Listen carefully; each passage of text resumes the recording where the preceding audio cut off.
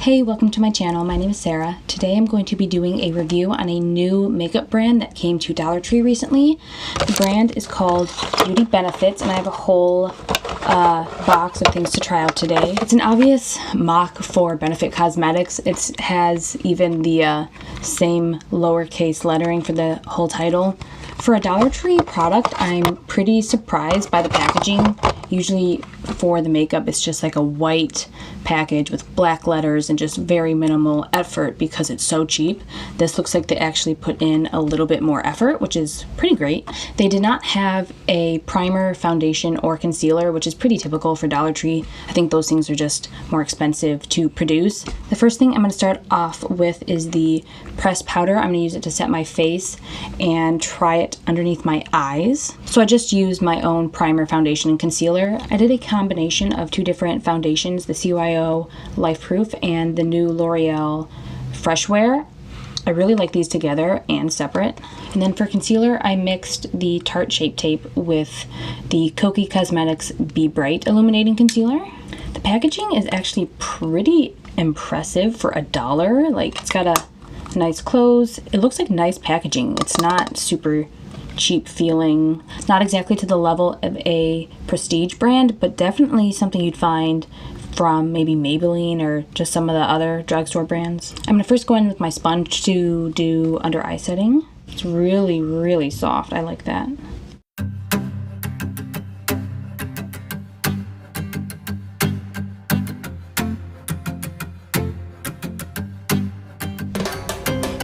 Not looking the best under my eyes.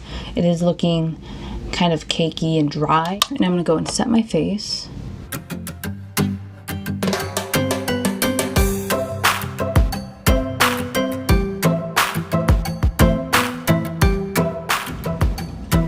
It has a decent amount of kick up when you swirl your brush. There's a lot of powder that just comes up and lays on the surface. Honestly though, it doesn't look that bad. I've tried other powders that were more expensive, obviously, and looked worse. Like, it's not looking so good around my forehead. Like, right in this area, it looks pretty cakey. This is something I'd like to try out again, though, because for $1, it's performing pretty well. Like, it definitely looks cakier than some other ones I use, but for $1, this is pretty good. It added a little bit more coverage, so it's not a translucent powder. And I had the lightest shade, which was cream.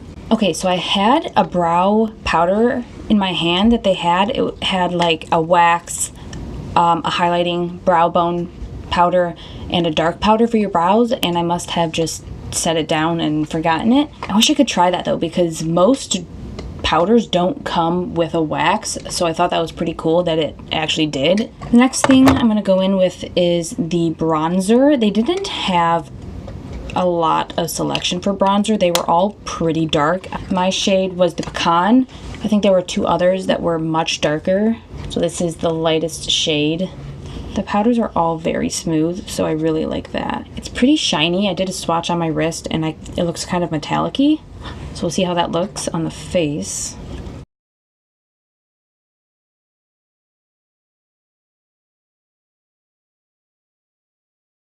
It looks very, very orange, but it is pigmented for sure. Oh my gosh, way too dark for my skin. It seems to be pretty blendable, but it's so orange and so dark on me.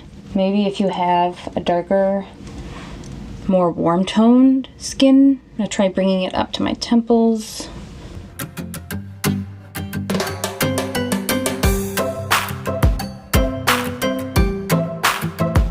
Yeah, it's definitely pigmented. Like, I just swiped it once and got very dark very quickly. To try and tone this down a bit, I'm gonna go back over with the powder.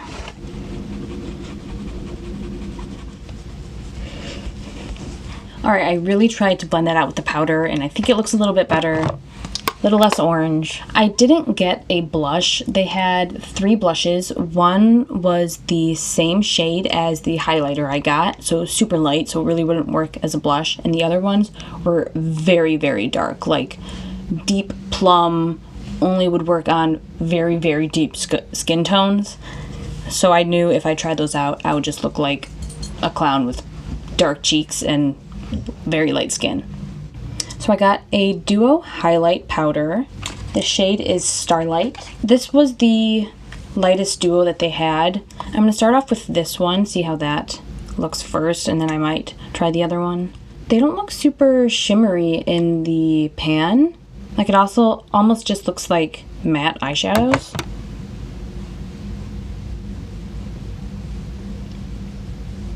Okay. Well, what shows in the pan is not what happens. Wow. For $1, that's pretty powerful. I don't know if that's picking up on camera. I don't have a screen to see what's being filmed, so I just kind of have to guess. But if you can't see, it is very visible. I really like that. Like, that's a very bright highlighter. I want to try out the other one, so I might just try and put it on top.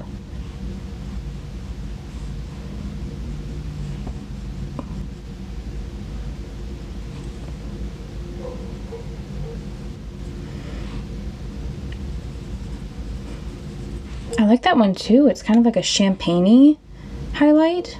These are really powerful though. Like, I have some that are more expensive than this, then don't provide this much of a shine. I'm gonna take the lighter one, put it above my brow bone. Completely honestly, this is a highlight I could see myself using on the regular, not just for a video, not just because it's $1, like actually liking it. So I don't keep looking crazy with no eyebrows. I'm gonna do my eyebrows just with my LA Girl brow pencil, and then I'll come back. Guys, I cannot get over this highlight. It is so powerful. It does emphasize texture, but that's something I've kind of accepted for almost all powder highlighters because I do have so much texture. If you are someone that goes for that really high sheen, powerful highlight, then this would be really great. I don't have eyeshadow, so I'm just going to use the bronzer and the highlighter in place of shadow.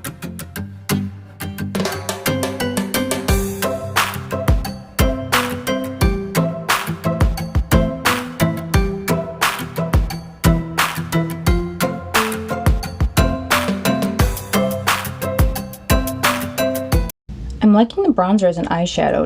It was too dark as a bronzer for my skin, but it looks pretty nice otherwise. It is going to be a very basic eye look since I only have 3 shades. But I'm just going to the grocery store today, so that actually works out really well. Next, I'm going to take the taupey highlight shade and try that on my lid.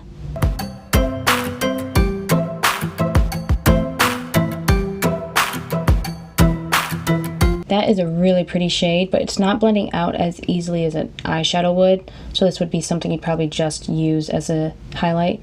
I do have some other highlighters that do a really good job of doubling as eyeshadow, and I love to use them for that purpose.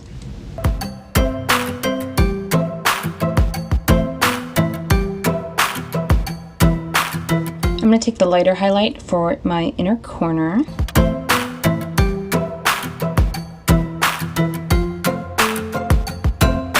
That's pretty.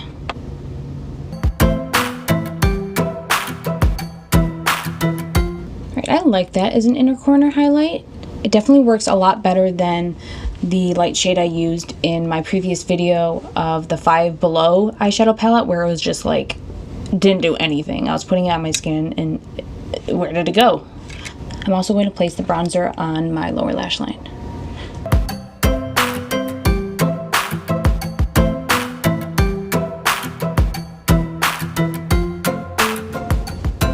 Alright, we are down to 2 last products. I have the liquid eyeliner in black. Right, it is the kind of dip eyeliner. I'm really not a fan of these. The brush is a more malleable tip. It's not a felt tip. I am super bad at doing my eyeliner without holding my eye because my eyes twitch so much, especially when I'm trying to do something like this. So if I go out of frame, I apologize.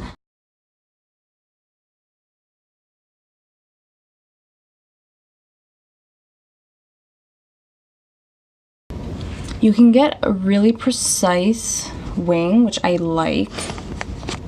the tip gets very narrow. It doesn't look absolutely opaque though, so you may have to go over a second time to get it to look extremely dark.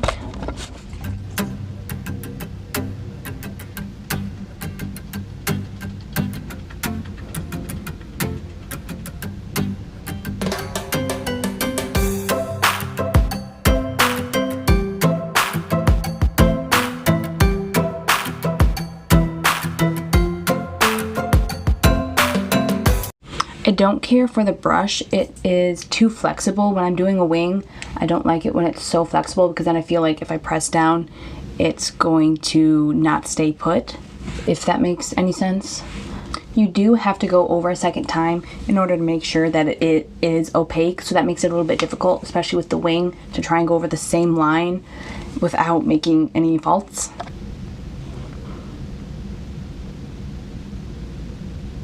Alright, I got a little wild when I tried to go over it to make it opaque.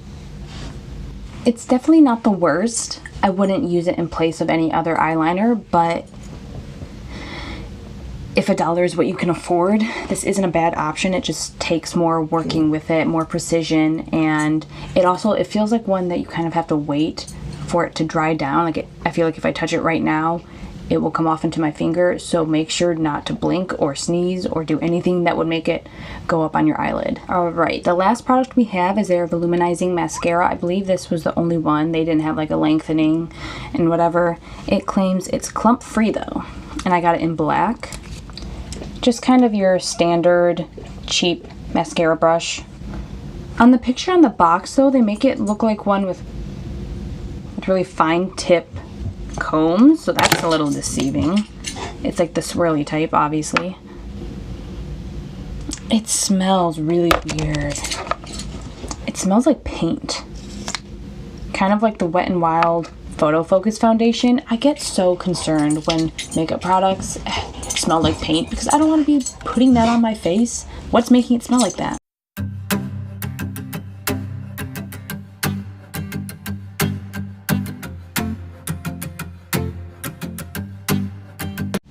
Some of the eyeliner got stuck in my lashes, so they're a little bit clumpy.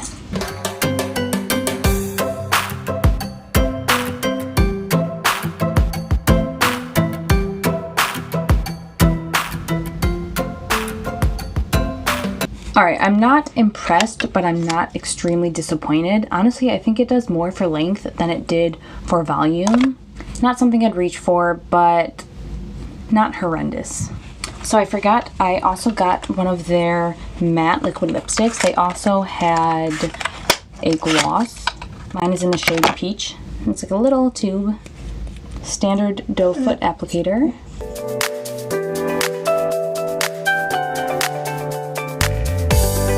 It has some drag, like it doesn't just glide right over my lips. I don't know if that's the actual product or if it's the applicator.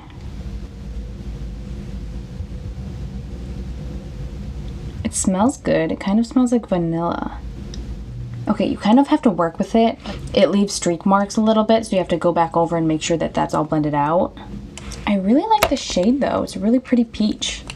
It reminds me of my Wet n Wild Nudist Peach from their, what is it? I have two from that line and both of them I can't find at the moment. Alright, final thoughts. For a Dollar Tree makeup brand, I am very impressed. It is tons times better than the other brands they have, like City Color, LA Color, and sometimes they have just other random brands. I've tried some of those before and they are just not even worth $1. But these ones are pretty dang good. Standout product is definitely the highlighter. I will definitely be using this again. I really like it. I'm still so impressed. Got a dog hair in there. I really like the bronzer as an eyeshadow. It is not my shade for bronzer, but it may be for someone else.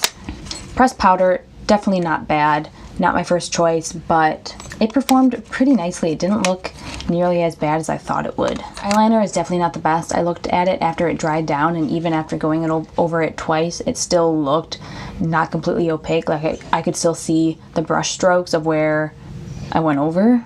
So I would definitely pass on the eyeliner despite being $1, it would just cause so much unnecessary work into your eyeliner. The mascara is just very eh. It performs like exactly how you would think a $1 mascara would perform. It's not doing a whole lot for my lashes, but it did coat them. It is very black and it works. I really like the shade of the liquid lipstick. It hasn't quite dried down matte yet. It's been a couple minutes and it's still looking a little bit glossy, so hopefully it does actually turn matte. But I do like it. The shade's really pretty. It takes a little bit of working with, but it's honestly not that bad. If you are someone that really does have a very constricted budget and even some drugstore products are too expensive for you, I would say to definitely try out this stuff. There are some good winners, and they did have other shades, so if your skin is deeper than mine, these might even work better on yours, especially the blush. Overall, I'm really surprised and happy with how it turned out. Like, I thought I was going to look disastrous and have to just wash it off right immediately, but I am content going the rest of the day with this. I do have to run out and do a couple errands, and I'm not going to be embarrassed. So I think that's a win. If you enjoyed this video, please give it a thumbs up. If you want to see more videos like this, be sure to subscribe. And if there's anything you want me to do a review on, let me know in the comments. Thank you so much for watching, and I will see you next time.